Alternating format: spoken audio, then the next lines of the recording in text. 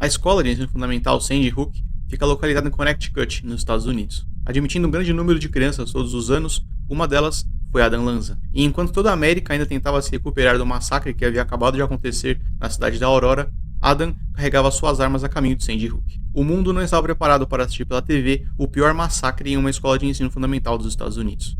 E provavelmente nunca estaria. Sem nenhuma empatia, mas com muita munição, Adam seguiu o protocolo Columbine, assassinando 27 pessoas em uma carnificina cruel e inexplicável. Adam Peter Lanza nasceu no dia 22 de abril de 1992 de seus pais Peter e Nancy, em New Hampshire. Seus pais haviam se conhecido na escola, onde iniciaram seu relacionamento. A casa da família foi construída pelo casal sobre a fazenda de seus avós, onde tiveram 2 filhos, o mais velho Ryan e o mais novo Adam. O casal fazia parte da classe média e não havia dinheiro suficiente para ambos, Peter e Nancy, irem para a universidade. Eles então decidiram que o dinheiro seria utilizado para que Peter realizasse seu curso com o objetivo de sustentar financeiramente a família. Algum tempo depois, Nancy admitiu que largar a universidade foi o maior arrependimento de sua vida. Enquanto Peter frequentava a universidade, Nancy iniciou o próprio negócio, criando uma lavanderia. Essa empresa foi vendida e a mulher foi trabalhar em uma companhia de seguro de vida. Enquanto grávida de seu primeiro filho, Nancy viajava 80 km para chegar ao emprego sem maiores problemas. Com a gravidez de Adam, entretanto, isso já não era mais possível. Mesmo experiente de sua primeira gravidez, Nancy lutou para lidar com a náusea que parecia mais intensa e constante do que antes.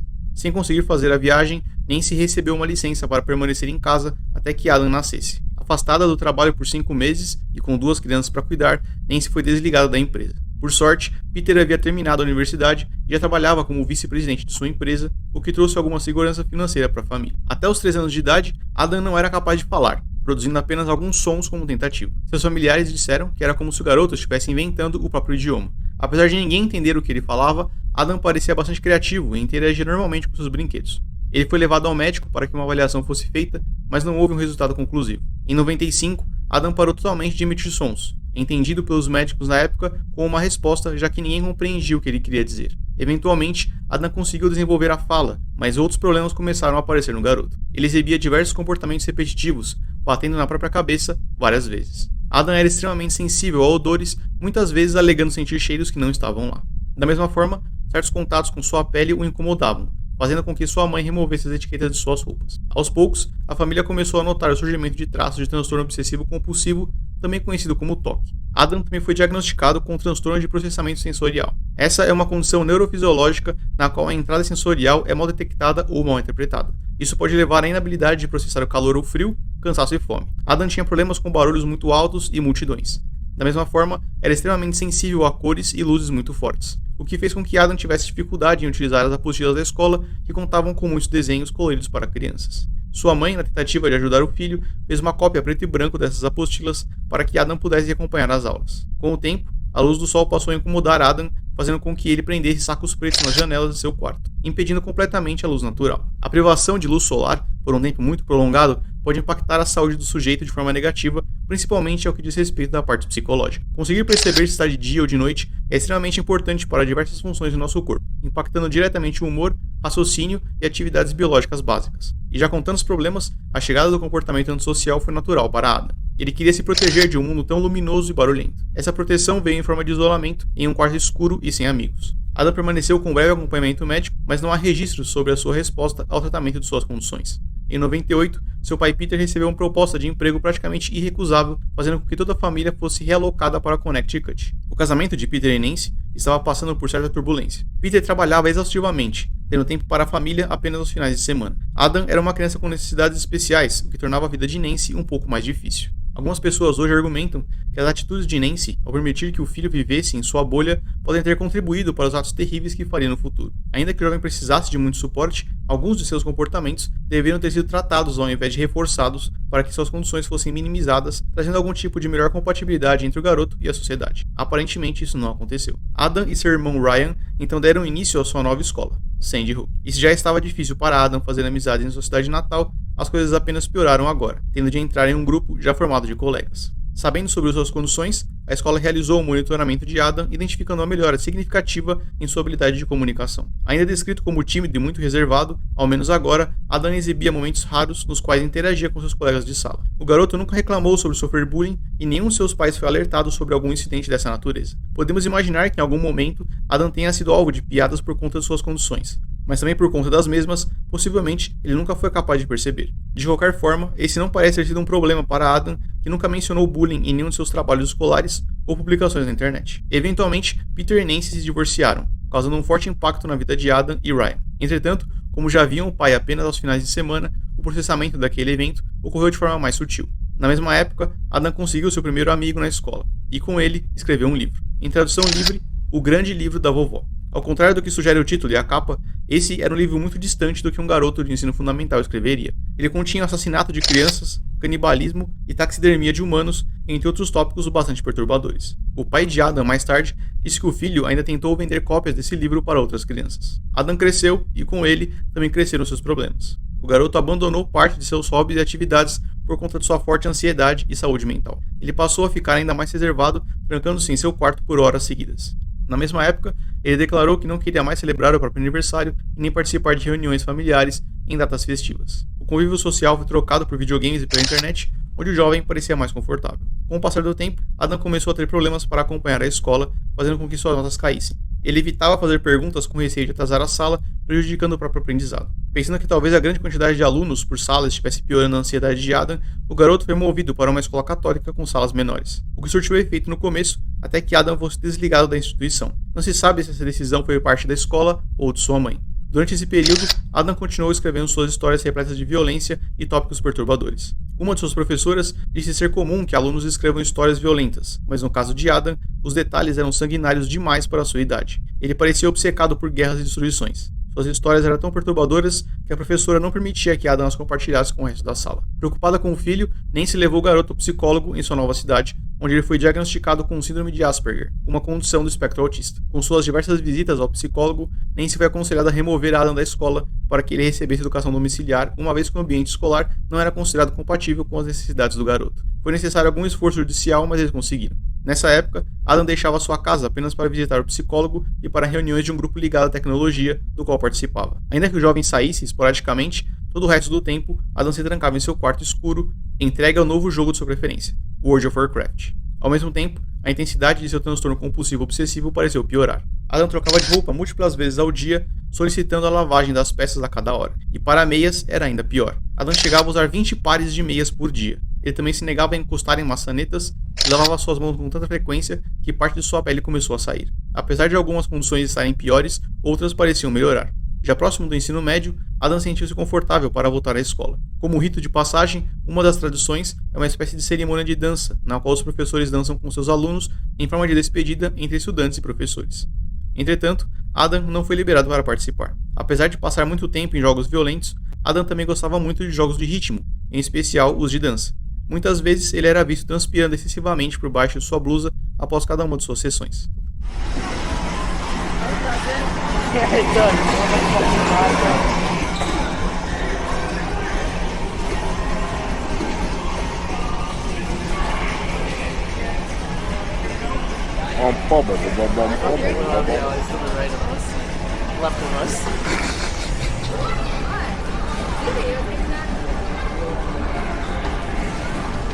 Swag.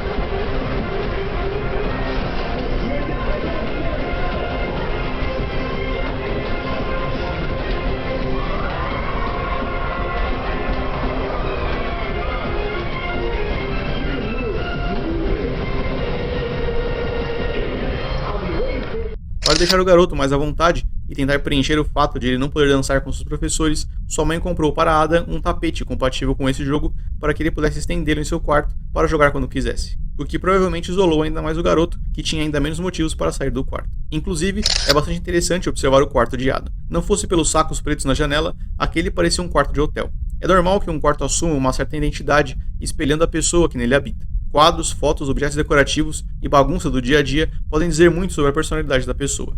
É incrível como a falta de tudo isso também expressa bastante quem Adam era: limpo, organizado e vazio de emoção. Apesar de contra a vontade de seu psicólogo, a família de Adam julgou melhor que o garoto voltasse à escola. Mesmo pessimista, o profissional sugeriu que, nesse caso, Adam evitasse o contato com muitas pessoas. De volta ao colégio, o garoto chegava sempre mais cedo ou mais tarde, passando todo o resto do tempo na internet, trancado em seu quarto. Com tanto tempo na internet e viciado em violência, não demorou até que Adam encontrasse conteúdo sobre assassinos em massa. E o que mais lhe chamou a atenção foi o massacre de Columbine. Adam passou a frequentar fóruns na internet que debatiam sobre o assunto, utilizando o apelido Smiggles. Um desses locais era um fórum direcionado a um jogo de RPG sobre o massacre de Columbine, no qual Adam admite que já frequentava há muito tempo, mas ainda não havia criado uma conta por medo de entrar em uma lista de observação do governo para atos terroristas. Com o novo apelido online, Cambridge, Adam passou a editar muitos artigos na Wikipédia, todos sobre atiradores em massa. Ele tinha uma planilha com 500 casos de atiradores e cada uma de suas características. Número de vítimas, local, armas utilizadas e se o atirador havia morrido ou não eram apenas algumas de suas anotações. Adam também engajou em discussões sobre armas de fogo, aprendendo muito sobre os tipos que mais gostava, todos os rifles de assalto. E essa paixão por armas não era exclusividade de Adam. Sua mãe também era descrita como alguém que adorava armas de fogo, guardando muitas delas em sua casa. Eventualmente, ela tentou compartilhar aquele hobby com seus 2 filhos, levando os garotos a um estande de tiro para que praticassem com ela. Se hoje ela soubesse o que estava fazendo na época, provavelmente teria trocado suas armas por qualquer outra coisa. Em 2011, Adam fez uma participação remota em um programa anti-civilização em uma estação de rádio de nome Anarchy Radio. Aquele era um programa que tratava de casos criminais e atos de violência. Adam entrou em contato aparentemente simpatizando com a história de Travis, o chimpanzé, comparando ele a um assassino em massa. Travis, o chimpanzé, foi um animal domesticado e criado como se fosse um ser humano. Em fevereiro de 2009, ele espancou uma amiga da família, deixando a mulher cega e dilacerando diversas partes de seu corpo. O chimpanzé foi alvejado e morto com a chegada da polícia. Here we go. Hello. We get the collapsible headphones here, but we're back. It's alright, we got Greg on the phone. Oh, Greg. Okay. How's it going? Hi, good. I'm a fan of your writing. Thank you.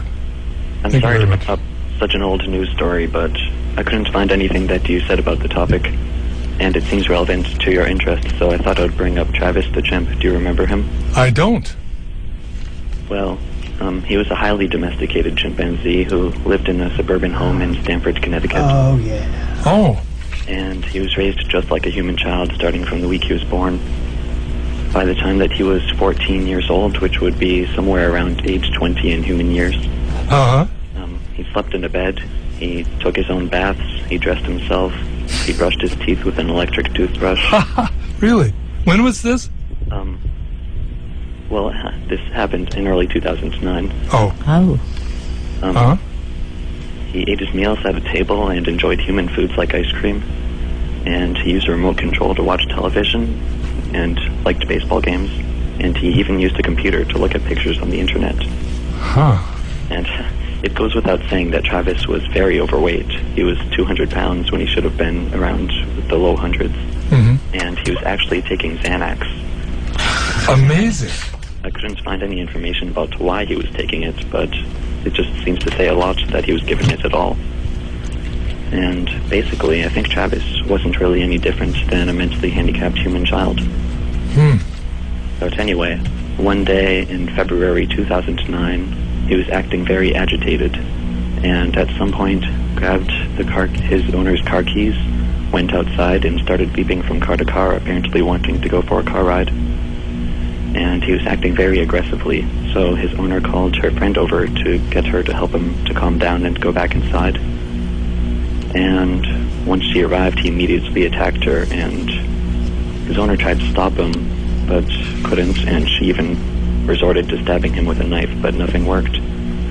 And she said that after she stabbed him, he looked at her as if to say, "Why'd you do that to me, Mom?"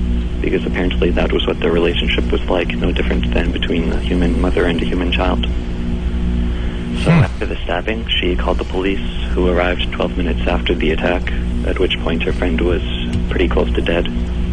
And once the cruiser came up, Travis went over to it, tried to open the locked passenger door. He smashed off the side view mirror, went over to the driver's door, opened it, and the cop shot him.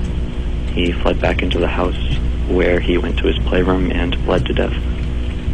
And this might not seem very relevant, but I'm bringing it up because afterward, everyone was condemning his owner for saying how irresponsible she was for raising a chimp like it was a child, and that she should have known something like this would happen because chimps aren't supposed to be living in civilization. They're supposed to be living in the wild among each other. Mm-hmm. But their criticism stops there, and the implication is that there's no way anything could have gone wrong in his life if he had been living in civilization as a human rather than a chimp. Ah, So indeed. interested in Travis because he brings up questions about this whole process of child raising.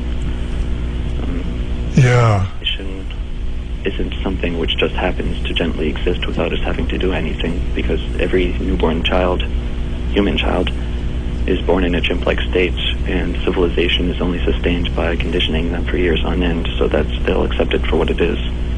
And since we've gone through this conditioning, we can observe a human family raising a human child, and I'm sure that even you have trouble intuitively seeing it as something unnatural.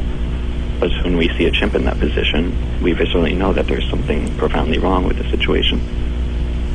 And it's easy to say there's something wrong with it simply because it's a chimp, but what's the real difference between us and our closest relatives?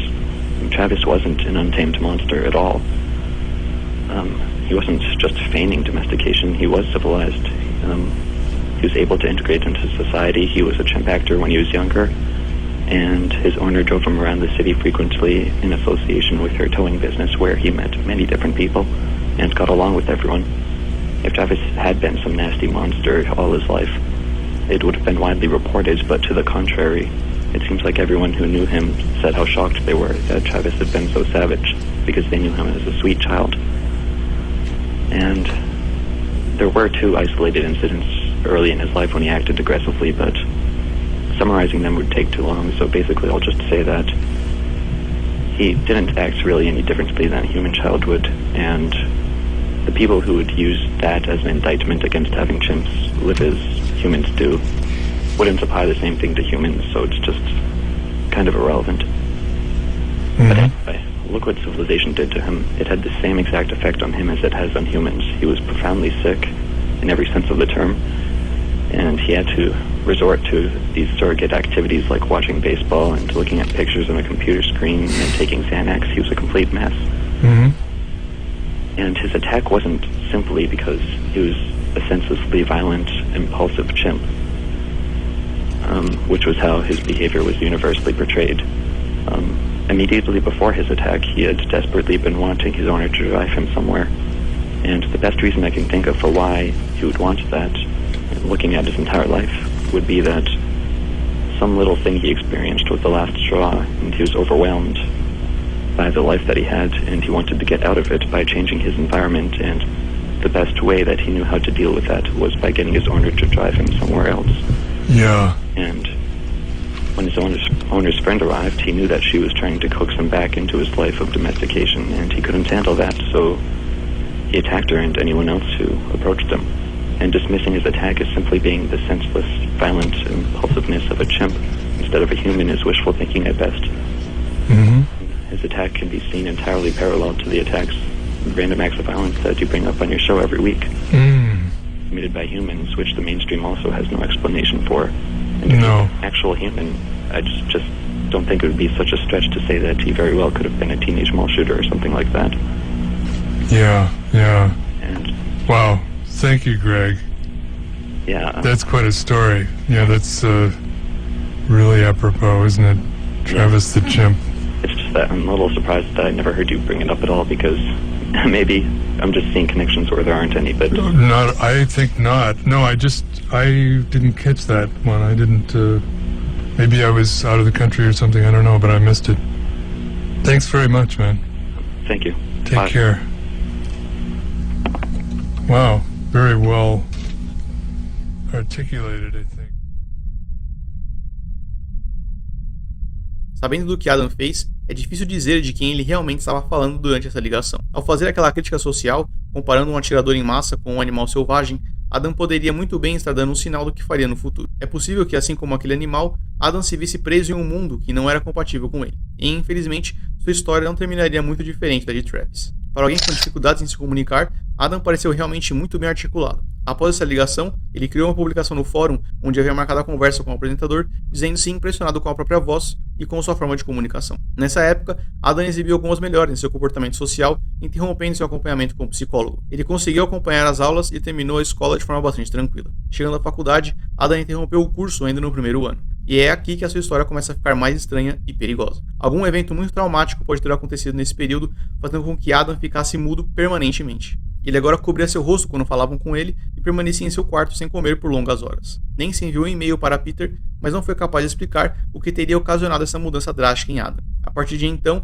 a única forma com a qual conseguia conversar com o próprio filho, mesmo morando dentro da mesma casa, era via e-mail. Adam também proibiu a entrada de qualquer pessoa em seu quarto, mesmo se fosse para a limpeza. Algum tempo depois, Adam tentou entrar para o exército, mas não teve sucesso. Disse ao pai que queria realizar alguns cursos, escolhendo 5 para fazer de maneira paralela. Peter não julgou aquilo realista, causando uma discussão entre os dois, o que marcou o fim do relacionamento entre pai e filho. Peter tentou entrar em contato diversas vezes, mas Adam nunca respondeu. Seu irmão Ryan conseguiu um emprego em Nova York e também deixou o local. Naquela casa agora, moravam apenas Adam e Nancy. No dia 13 de dezembro de 2012, o GPS do carro de Adam revelou que das 9h09 até as 9h32 da manhã, o veículo se deslocou até próximo à escola fundamental Sandy Hook. Não há indícios de que Adam tenha entrado no espaço escolar nesse momento. Ele então seguiu de volta, virando à direita, para uma rua mais distante da escola e usou a mesma rota para voltar para casa. Por qual motivo Adam fez esse trajeto é desconhecido. Às 10 horas da noite daquele mesmo dia, a mãe de Adam, Nancy, retornou de uma viagem à fazenda da família. Chegando em casa, ela tomou um banho, leu um livro e foi dormir. Completamente isolado em seu quarto, obcecado com assassinos em massa e cúmplice de seus próprios pensamentos perturbados, Adam decidiu que era hora de dar um fim a tudo. Ele ainda acessou o site da escola de Sandy Hook algumas vezes,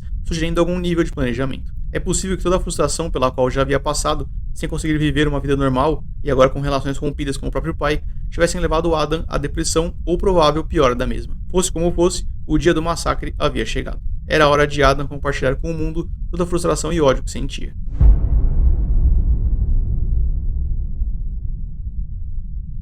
O dia era 14 de dezembro de 2012, aproximadamente 9 horas e 30 minutos da manhã. Adam Lanza vestiu-se totalmente de preto. Camiseta, calça, sapatos, meias, cinto, luvas e um chapéu. Por cima de sua camiseta, uma outra camisa polo também preta. Para completar, Adam utilizava um casaco de utilidades parecido com uma vestimenta do exército, porém sem a proteção balística. Com protetores de ouvido amarelos, para abafar o som dos disparos que faria, Adam caminhou até o armário de armas de sua mãe e pegou um rifle Savage Mark II, calibre .22. Seguiu até o quarto de Nancy, que estava dormindo em sua cama. Adam apontou o rifle para a cabeça da própria mãe e disparou 4 vezes, levando a mulher a óbito instantaneamente. Segundo Peter, Adam teria disparado uma vez para cada membro da família: Nancy, Ryan, Peter e Adam. Como seu pai e irmão não estavam na casa, sua mãe recebeu os disparos por eles. Nancy havia feito de tudo para proteger Adam e tornar sua vida mais confortável, e como pagamento, foi covardemente executada pelo próprio filho. E o plano de Adam estava apenas começando. Ele voltou ao próprio quarto, removeu o HD de seu computador, o local no qual os arquivos ficam armazenados, e destruiu o dispositivo. Pegou seu óculos escuro e retornou ao armário de armas. Além da primeira arma, Adam agora também carregava um rifle Bushmaster XM15 E2S, com 10 carregadores, cada um com 30 munições, uma Shotgun Saiga 12, uma pistola Glock 20 SF e outra pistola 9mm Sig Sauer P226, junto com uma grande quantidade de munição. Armado até os dentes, Adam entrou no Honda Civic preto de sua mãe e dirigiu até seu próximo alvo, a Sandy Hook Elementary School. Com muitas armas para carregar, Adam deixou a shotgun no carro, saindo do veículo com seu rifle em mãos. O primeiro disparo foi na porta de vidro, garantindo sua entrada no prédio. Alguns professores ouviram o disparo, porém não conseguiram identificar o barulho. A diretora da escola, Dawn Rockspring, e a psicóloga Mary Sherlock correram para a entrada, já imaginando o pior. Natalie Hammond, a líder das professoras, seguiu as mulheres que deram de cara com o rifle de Adam. Seus gritos alertaram os outros professores, provavelmente salvando suas vidas. Adam disparou, alvejando a diretora e a psicóloga de forma letal, levando ambas a óbito. Natalie foi baleada na perna e se fingiu de morta, conseguindo sobreviver. Os disparos e gritos foram alerta suficiente para que todos já soubessem o que estava acontecendo. O pesadelo havia chegado a Sandy Hook. Um sobrevivente de 9 anos disse lembrar de ouvir o atirador gritar "mãos para cima", seguido por alguém pedindo para que ele não atirasse. O rifle de Adam disparou diversas vezes, fazendo algumas vítimas e feridos no processo. O atirador entrou no escritório principal, mas não foi capaz de ver as pessoas escondidas por baixo das mesas. A enfermeira da escola de 60 anos se lembra de ver os sapatos de Adam por baixo da mesa, a menos de 7 metros de distância. Após alguns segundos, ele girou em seus calcanhares e voltou para o corredor principal, sem realizar nenhum disparo. O zelador da escola correu por esse mesmo corredor, alertando sobre o massacre. Infelizmente, isso não foi o bastante. Adam entrou na sala número 8, onde a professora Lauren Rousseau tentava esconder os alunos no banheiro, ao fundo da sala. A mulher, totalmente desesperada, pouco pôde fazer quando Adam forçou sua entrada pela porta. Sem dizer nada, Adam abriu fogo, disparando contra todos aqueles alunos apavorados. Lauren, Rachel, outra funcionária da escola, e mais 14 alunos foram alvejados de forma grave, falecendo no local. Um 15º aluno também foi atingido, mas não resistiu aos ferimentos, falecendo mais tarde no hospital. Todos os corpos foram encontrados encolhidos e juntos, já no chão do banheiro. A única sobrevivente desses disparos foi uma garotinha de 6 anos de idade que se fingiu de morta, escondendo-se no canto do banheiro. Ao se reencontrar com a mãe agora aliviada, ela disse: "Mamãe, eu estou bem, mas todos os meus amigos estão mortos."